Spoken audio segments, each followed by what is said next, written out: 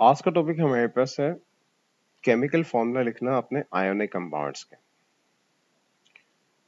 अलग अलग कंडीशंस आपके पेपर में डेवलप किए जाते हैं और आपसे कहा जाता है कि उसका केमिकल फॉर्मूला लिख के बताएं। उनमें से जो फर्स्ट कंडीशन हमारे पास कुछ इस तरह से कि आपको एक नाम दिया जाए, यानी उस कंपाउंड का आपको नाम दिया गया है और आपसे पूछा जाता है कि यार आपने क्या करना है, उसके बेसिकली केमिकल फॉर्मूला बना के बताएं। फर्स्ट वन मैंने यहाँ पे लिखा सोडियम सल्फाइड, एक कंपाउंड है जिसका नाम मैंने यहाँ पे लिखा है सोडियम सल्फाइड। और अब आपसे पूछा गया है कि आपने इसका क्या करना है, केमिकल फॉर्मूला लिख के बताएं। सोडियम सल्फाइड के अंदर दो एलिमेंट्स हैं, फर्स्ट सोडियम है और आपने सबसे पहला काम ये करना है कि इन जो एलिमेंट्स हैं उनके आप सैंपल बनाएंगे। जैसे सोडियम है तो सोडियम को बेसिकली Na से रिप्रेजेंट करते हैं, आपने Na लिखा। और सल्फाइड वर्ड जो है बेसिकली सल्फर से आ चुका है तो आपने यहाँ पे S लिखा। फर्स्ट आपने यहाँ पे इनके सैम्पल्स रिप्रेजेंट करने हैं, मैं साथ साथ लिखता जाऊंगा। ये आपने सबसे पहले क्या काम करना है, सैम्पल्स डिफाइन करना है। फिर उसके बाद आप इनके ऊपर चार्जेस डिफाइन करके बता देंगे। चार्जेस की बात हो रही है, आपने बताना कि यहाँ पॉजिटिव चार्ज कौन सा है और नेगेटिव चार्ज कौन सा है। एक बात अगेन बताना चाह रहा हूँ कि फर्स्ट एलिमेंट आयोनिक कंपाउंड के अंदर याद रख लीजिएगा मेटल होता है और मेटल हमेशा पॉजिटिव आयन बनाते हैं, तो इसके ऊपर पॉजिटिव चार्ज आया। और इसी तरह सेकंड एलिमेंट जो होगा वो हमारे पास है नॉन मेटल है और नॉन मेटल बेसिकली कौन सा आयन बनाते हैं, नेगेटिव, इसके ऊपर क्या है, माइनस का चार्ज है। कभी कभार आपने ये देखा होगा कि यार किसी के ऊपर 1+ होता है और किसी के ऊपर आपके पास क्या होगा, 2- होगा, या नंबर्स भी लिखे होते हैं इनके चार्जेस के लिए। अब वो मैं कैसे डिफाइन करूं, उसके लिए सबसे इंपॉर्टेंट चीज ये है कि आप ग्रुप नंबर देखें। Group number basically sodium group 1 से है तो इसके ऊपर हमारे पास क्या होगा, +1 होगा। और उसी तरह सल्फर हमारे पास है ग्रुप 2 से है तो इसके ऊपर क्या होगा, -2 लिखें या 2- लिखें, एक ही बात है। ये आ गया, चार्जेस आपने कंप्लीटली डिफाइन किए। ये जो नंबर्स मैंने इनके ऊपर लिखे हैं वो याद रख लीजिएगा, ये ग्रुप से आप आइडेंटिफाई कर सकते हैं, यानी ग्रुप नंबर से आपने आइडेंटिफाई करना है। ग्रुप 1 का है सोडियम तो उसके ऊपर क्या होगा, 1+ होगा। और अगर सपोज इन केस हम सल्फर की बात करना चाहे तो ये सोडियम के लिए मैंने लिखा है, और सल्फर की बात करना चाहे तो सल्फर हमारे पास ग्रुप 6 का है और 6 के ऊपर चार्ज क्या होता है, 2- होता है, या -2 लिखें, एक ही बात है। अब आप सैम्पल्स भी डिफाइन कर चुके हैं, आपने चार्जेस भी आइडेंटिफाई किए और इनके ऊपर नंबर्स भी आपने इंडिकेट किए। अब हमें केमिकल फॉर्मूला लिखना। तो केमिकल फॉर्मूला लिखने का सबसे शॉर्टकट ये है कि एक्सेप्ट साइन, यानी ये जो साइन है प्लस एंड माइनस के, इनको इग्नोर करके इसके साथ जितने भी नंबर्स हैं इनको आपने इंटरचेंज करना है। अगर सोडियम के ऊपर +1 है तो वो सल्फर के साथ जाएगा, और इसी तरह से सल्फर के ऊपर क्या है, -2 है तो ये 2 आपने सोडियम के साथ अटैच करना है। इन नंबर्स को जैसे ही इंटरचेंज करेंगे और इंटरचेंज करने के बाद एक नया फॉर्मूला बनेगा जो कि आपने यहाँ पे लिखा, Na के साथ क्या आ रहा है, 2 आ रहा है, और सल्फर के साथ क्या आ रहा है, 1 आ रहा है। तो 1 लिखे या ना लिखे एक ही बात है। तो ये अब हमारे पास एक केमिकल फॉर्मूला बन चुका है, ये केमिकल फॉर्मूला बन चुका है। अब उसी तरह हम एक और एग्जांपल की को डिस्कस करने जा रहे हैं, और सेकंड एग्जांपल अगर मैं यहाँ पे लिखना चाहूँ तो वो सेकंड एग्जांपल हमारे पास ये है कि एल्यूमिनियम ऑक्साइड है। आपने यहाँ पे लिखा एल्यूमिनियम ऑक्साइड। अब मुझे इसका फॉर्मूला लिख के बताना है।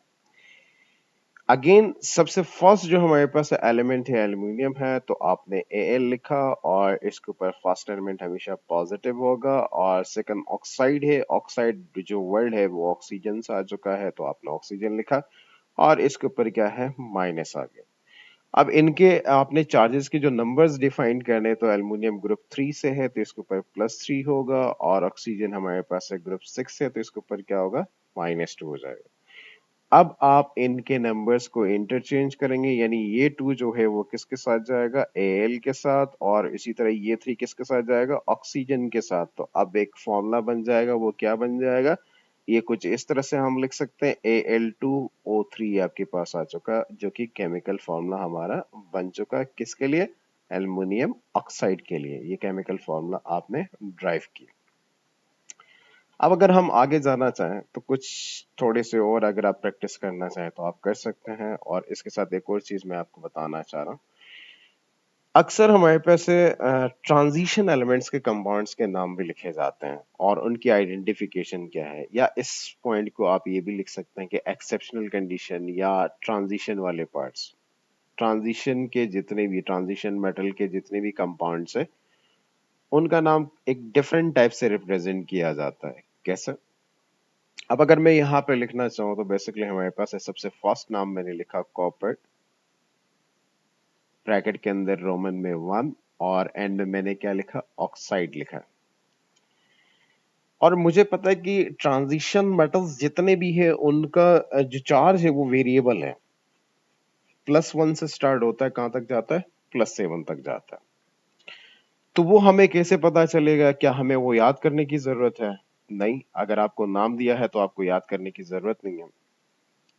फर्स्ट कॉपर है तो कॉपर बेसिकली Cu से रिप्रेजेंट करते हैं, आपने Cu लिखा, और ऑक्साइड आपके पास है, ऑक्सीजन से आ चुका है, O से रिप्रेजेंट करेंगे। अब इनके ऊपर आपने चार्जेस डिफाइन करने हैं। अगेन आयोनिक कंपाउंड के अंदर जो फर्स्ट एलिमेंट होता है उसके ऊपर चार्ज पॉजिटिव होता है, सेकंड के ऊपर क्या होता है, नेगेटिव होता है। और एक और बात मैं आपको बताना चाह रहा हूँ कि यार थोड़ी देर पहले ही मैंने आपको बताया था ऑक्सीजन के ऊपर क्या होगा, -2 होगा। अब मुझे कॉपर का नहीं पता और मैं ग्रुप नंबर से कॉपर आइडेंटिफाई नहीं कर सकता, तो उसके लिए आपने यहाँ पे ये देखना है ये रोमन में नंबर क्या डिफाइन हुआ है, 1 डिफाइन हुआ है, तो अब इस कॉपर के ऊपर क्या है, 1 है। बात रिपीट कर रहा हूँ, अगर रोमन में यहाँ पे ब्रैकेट के अंदर 1 लिखा हुआ है तो कॉपर के ऊपर चार्ज क्या है, 1 है। और अगर सपोज करें यहाँ 2 लिखा होगा तो उसके लिए क्या होगा, 2 हो जाएगा। वो उसकी भी एक एग्जांपल मैं यहाँ पे करवा दूंगा। नाउ उसके बाद जैसे कि मैं आपको बता चुका हूँ कि आपने एक्सेप्ट साइन नंबर्स को क्या करने, इंटरचेंज करने, ये 2 इसके साथ आ जाएगा और ये 1 कहाँ जाएगा, ऑक्सीजन के साथ आ जाएगा। तो अब जो फॉर्मूला हमारे पास बन रहा है वो क्या बन रहा है, Cu2 और साथ में क्या है, ऑक्सीजन। तो ये क्या बना, केमिकल फॉर्मूला बन गया। ये क्या बना, केमिकल फॉर्मूला। याद रख लीजिएगा ट्रांजिशन कंपाउंड्स का जो नाम से अगर आपने केमिकल फॉर्मूला लिखना है तो कुछ इस तरह से आप लिख सकते हैं। उसके बाद एक और मैं यहाँ पे लिखना चाह रहा हूँ, लेट्स सपोज मैंने यहाँ पे लिखा इन केस, एक और कंपाउंड में यहाँ पे डिफाइन करना चाह रहा हूँ इसी कॉपर से रिलेटेड, और मैंने लिखा कॉपर 2 ऑक्साइड, यानी कॉपर लिखा, ब्रैकेट के अंदर आपके पास है रोमन में 2 आ रहा है और एंड में आपके पास क्या आ रहा है, ऑक्साइड आ रहा है। तो अब इसका आपने फॉर्मूला लिखना है। तो फर्स्ट जैसे कि मैं आपको बता चुका हूँ कि कॉपर Cu से रिप्रेजेंट करते हैं, आपने Cu लिखा, ऑक्सीजन बेसिकली ऑक्साइड जो है ऑक्सीजन से निकला है तो आप इसके जगह में ऑक्सीजन लिखेंगे।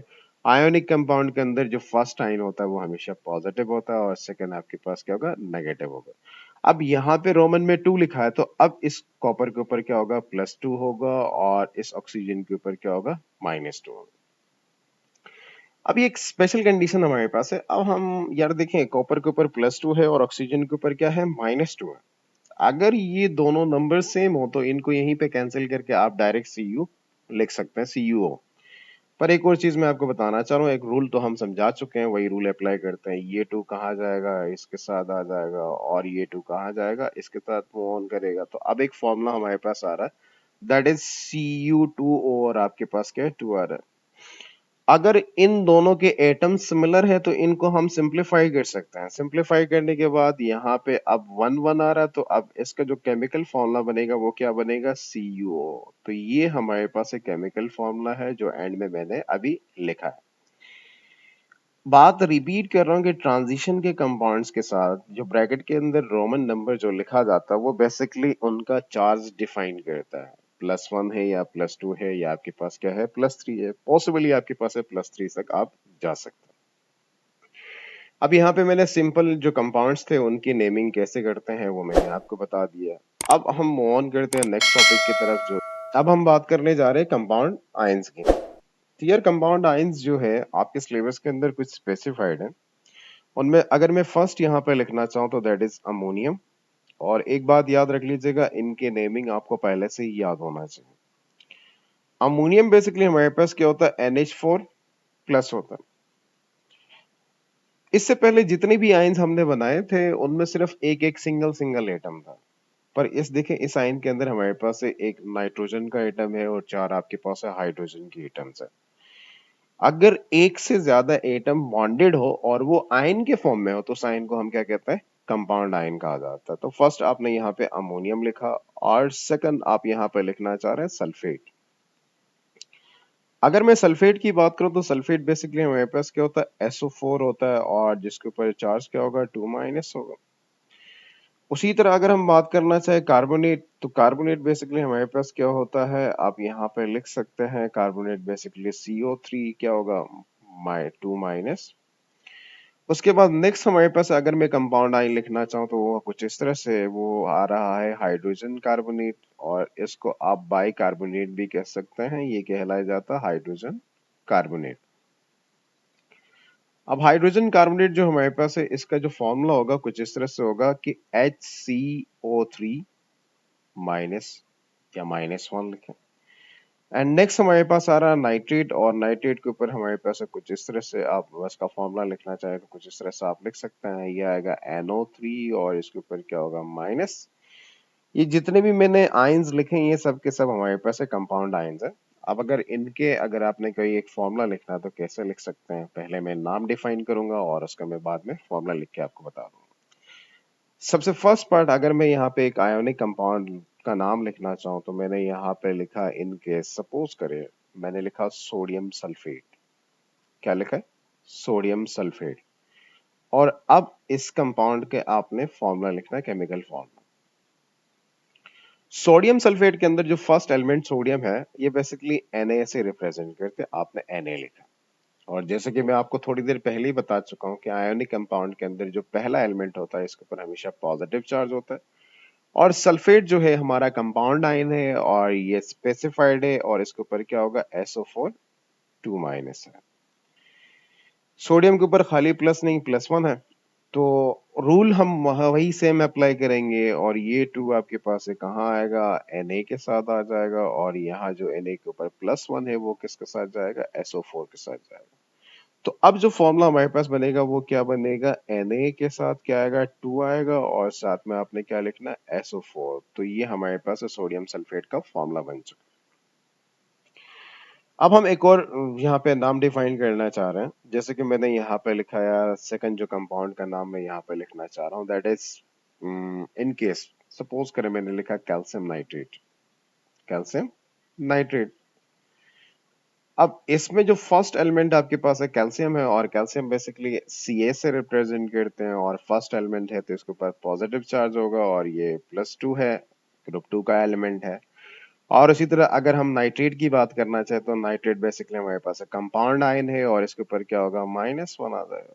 अब वही रूल दोबारा से अप्लाई करेंगे, इन नंबर्स को आपने इंटरचेंज करने, ये 2 किसके साथ जाएगा, NO3 के साथ जाएगा, और ये 1 किसके साथ आ जाएगा, Ca के साथ आ जाएगा। तो अगर मैं यहाँ पे फॉर्मूला लिखना चाहूँ तो सबसे पहले आपने Ca लिखना है। तो देखिए कंपाउंड आयन के साथ जब भी नंबर लगे तो याद रख लीजिएगा कंपाउंड आयन को आपने ब्रैकेट में लिखना है NO3, और इसके साथ आप यहाँ पे क्या लिखेंगे, 2 लिखेंगे। अक्सर बच्चे यहाँ पे एक और गलती करते हैं स्टूडेंट्स, वो कुछ इस तरह से गलती कर जाते हैं कि वो लिख देते हैं कि Ca के साथ हमारे पास है N2 आ रहा है, फिर O आपके पास क्या आ रहा है, 6 आ रहा है। ये इसकी गलत रिप्रेजेंटेशन है, आपने परफेक्ट रिप्रेजेंटेशन इस तरह से करना है। और याद रख लीजिएगा कंपाउंड नंबर के साथ जब भी कोई नंबर आ रहा हो तो उसको आपने ब्रैकेट के बाहर लिख देना है। तो ये इसका क्या बना है, केमिकल फॉर्मूला बना। तो ये रूल्स जो जितने भी आपके सिलेबस के अंदर थे वो मैंने सारे आपको बता दिए। अगर आपको फिर भी कोई मसला हो या कोई कंफ्यूजन हो या आपने कोई क्वेश्चन पूछना है तो आप कमेंट में पूछ सकते हैं। और इसके साथ मेरी तरफ से आपको अल्लाह हाफिज।